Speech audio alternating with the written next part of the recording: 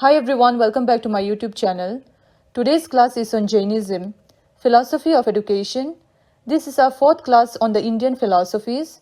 Previously we have taken class on Vedanta, Sankhya, Buddhism.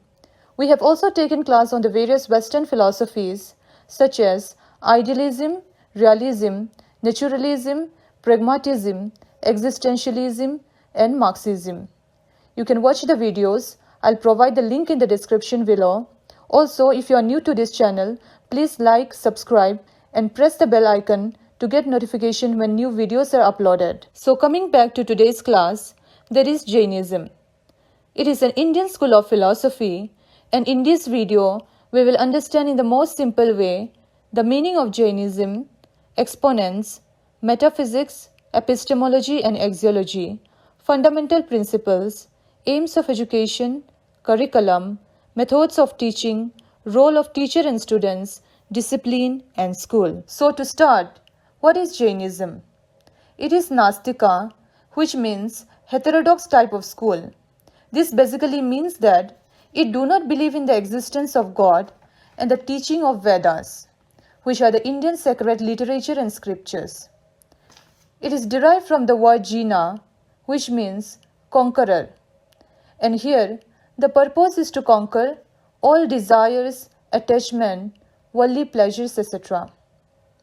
Rishvadeva was the founder of this philosophy, and later it was popularized by Mahavira, who is also known as Vardhamana. He is the 24th and in fact the latest Tirthantakara, who are basically the gurus of this philosophy. He got Kavalya, which means enlightenment or liberation, at the age of 42. These terms are important to remember. In each philosophy it is different. If you remember in the previous class in Buddhism, the term for liberation was Nirvana, and here it is Kavalya. This philosophy believes in the theory of karma, which means that the present circumstances are the result of past deeds and the future life will be determined by the present actions. This philosophy do not believe in the existence of God. They, however, believe in the existence of soul, and they follow the 24 Tirthantakaras, which means gurus. They are the liberated soul who have no worldly desire or attachment. So for the Jainas, the Tirthantakaras are like their gods. Rishvadeva was the first, and Mahavira was the last Tirthantakara. There are two sects of Jainism, the Digambaras and the Svetambaras. The Digambaras possesses no clothes, and the Svetambaras wear white clothes. This we will understand more clearly in the upcoming slide. Here, the motto of this philosophy Jainism is Parosparok Pragraho Jivanam, which means that the function of the soul is to help one another. Now, let us look at the exponents of this philosophy. Exponent means people who supports an idea, theory or philosophy. So these are the people: Rishvanatha, Ajitananatha, Sambhavanatha, Abhinandanatha, Sumati Natha, Padma Prabha, Suparshvanatha, Chandra Prabha, Pushpadanta, Shitala Natha, Shreyansanatha, Vasu Pujya, Vimla Natha, Anantanatha, Dharmanatha, Shanti Natha, Kuntu Natha, Ara Natha, Mali Natha, Muni Suvrata, Nami Natha, Nemi Natha, Parshvanatha, and Mahavira. All this, if you can remember, it is well and good. I have given for knowledge purpose. However, for the examination, usually the first two and the last two are asked. That is the first, second, 23rd and 24th. Now let us move on to metaphysics. Metaphysics means reality, and this philosophy believes in dualistic reality, which means that there are two realities: the Jiva, which is living, and Ajiva, which is non-living. And these two are independent in their existence. This philosophy do not believe in the existence of God. They, however, believe in the existence of soul, and to them, soul are many as there are many living beings. All the animals and plants have soul in them. Hence, no one should cause damage or hurt them. And this is the main reason why this philosophy is known to be one of the most peaceful philosophy. Next, epistemology. Epistemology means knowledge, and knowledge according to Jainism is of two types: Aparoksha, which means immediate, and Paroksha, which means mediate. Aparoksha. This knowledge has no medium, which basically means that it does not come through any medium such as sense, mind, or body. This knowledge is also called extraordinary knowledge. This knowledge is further divided into three types. Avadi Jnana, which means clairvoyance, and it deals with the direct knowledge of objects. Manaparaya Jnana, which means telepathy, and it deals with the direct knowledge of thoughts. Here a person have knowledge of other person's thought process. Kevalya Jnana, which means omniscience, and it deals with direct, unlimited, and absolute knowledge. Here one possesses knowledge of everything, and this type of knowledge can be obtained only by the liberated souls. Now, coming to the second type of knowledge, that is Paroksha, mediate knowledge. This knowledge is prone to samasya, which means doubt. This knowledge is further divided into two, Mati and Shruta. Mati is the knowledge obtained through perception and inference. Shruta is the knowledge obtained through verbal testimony or shabda. Mati is further divided into three, Upalabdhi, which refers to perception, Bhavna, which refers to memory, Upyoga, which refers to understanding. Shruti is also further divided into four, which are Labdhi, which refers to association, Bhavna, which refers to attention, Upyoga, which refers to understanding, and Nyaya, which refers to the aspects of the meaning of things. So in Jainism, there are three pramanas, sources of knowledge, which are perception, inference, and verbal testimony. There are five kinds of right knowledge, which are Mati, Shruta, Avadi, Manaparaya, and Kevalya Jnana. There are five kinds of indirect knowledge, which are Smriti, which refers to memory, Pratyabhijna, which refers to recognition, Anumana, which refers to inference, Tarka, which refers to hypothetical reasoning, and Agama, which refers to verbal testimony. There are five kinds of wrong knowledge according to Jainism. They are Samasya, which is doubt, Viparyana, which means mistake, and Anadha Vasaya, which refers to the knowledge obtained through indifference. All these are very important to remember, often asked in multiple choice. So please note it down. Now, coming to axiology. Axiology means values. This philosophy laid a great emphasis on ahimsa, that is non-violence. Not only in action, but also in speech and thoughts. They say that one should not hurt others even by words. Moral values such as truthfulness, honesty, non-stealing, etc. An individual should try to attain liberation.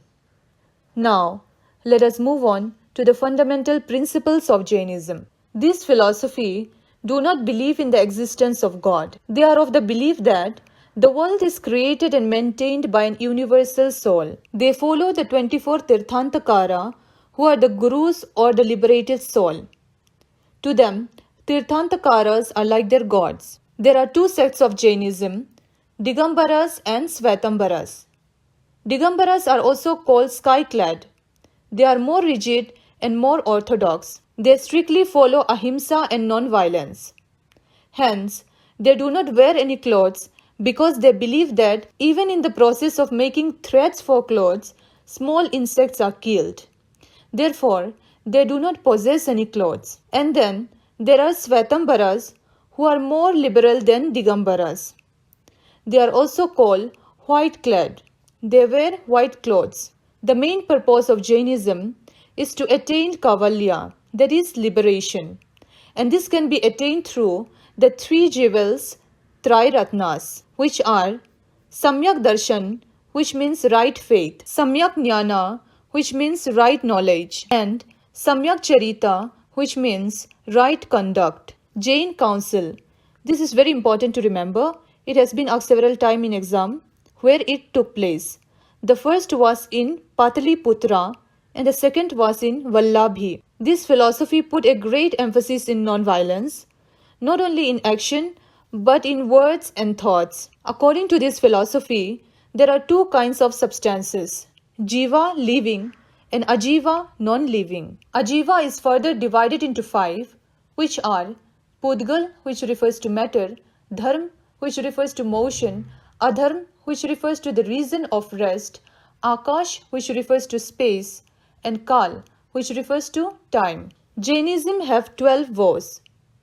The 5 main vows, Anuvratas, which are Ahimsa, which refers to non-violence, Satya, truthfulness, Asteya, non-stealing, Brahmacharya, celibacy, Aparigraha, non-attachment. Next, there are 3 quality vows, Gunavrata, which are Dikvrata, which refers to limited activity, Bhaga Uphaga Vrata, which refers to limited use of food items, Anartha Dandvrata, which refers to avoidance of purposeful sins. And then there are 4 disciplinary vows. Samyak Vrata, which refers to 48 minutes meditation daily. Desa Vakasika Vrata, which refers to limiting activity. Posada Vrata, which refers to living like a monk. And Atiti Samibhaga Vrata, which refers to charity. Next, here are some important words in Jainism that we need to know, which are Anekantavad, which means non-absolutism or pluralism of truth. According to this, truth can be perceived differently from different point of view, and no single point of view is complete truth. For example, if you put 4 blindfolded people in front of an elephant and ask them to describe it, now one may touch the trunk of an elephant and say that it is a snake. One may touch the leg of the elephant and say that it is a pillar. One may touch the tail of the elephant and say that it is a rope. And one may touch the ear of the elephant and say that it is a huge fan. Hence, truth can be perceived differently according to experience. Next, Syadvad, which is a theory of probability. It is a theory of maybe or maybe not. You can remember this as Shayadvad. Shayad is a Hindi word which means maybe. So a person's knowledge might be true and might not be true. From this emerge the Sapta Bhangi Naya, which means the 7-fold judgment. Example, in some way it is. In some way it is not. In some way it is and it is not. In some way it is and it is indescribable. In some way it is not and it is indescribable. In some way it is not and it is indescribable. In some way it is indescribable. Now let us move on to the aims of education. Following are the aims of education: to build the character of the individual, to enable the individual acquire values, to enable the individual attain self-realization, to enable the individual to detach from the worldly desires, to develop the personality of the individual, to develop the spiritual aspects of the individual, to enable the individual to get disentangled from karma, to enable the individual to attain liberation. Next, curriculum. The curriculum includes social sciences, moral education, vocational education. Curriculum should include provision which helps the child in attaining the Triratnas, the 3 jewels, which are right faith, right knowledge, and right conduct. And since this philosophy gives utmost importance to non-violence, curriculum should include subject which teaches the students non-violence. Next, methods of teaching. The methods of teaching adopted in a Jainist school are experimental method, project method, where the students have to apply the knowledge and skills that they have learned to the problems that they have to solve. The other methods of teaching are debate, discussion, lecture method, and question-answer method. Now, let us look at the role of teachers. The teacher here is regarded as God. His role are to have moral values, to have mastery over subject, to be well aware of the vows, to follow the Triratnas which we have discussed, to teach the students non-violence, to help the students attain liberation. Next, role of students. The role of students are to acquire moral values, to obey and serve the teachers, to learn by exploring, to follow non-violence, to have control over his desires, attachment, temperament, etc., and to attain liberation. Next, discipline. Since Jainism believe in the law of karma, they say that an individual is responsible for his own actions. Hence, they emphasize on self-discipline rather than discipline imposed by some authority. And this self-discipline can be obtained best through meditation. Now coming to the last one, that is school. School should be surrounded with such an environment where the students learn moral values, non-violence. So that was all on Jainism. I hope you liked the video. Please let me know in the comment section. Like, subscribe and share. Thank you for watching. Have a nice day.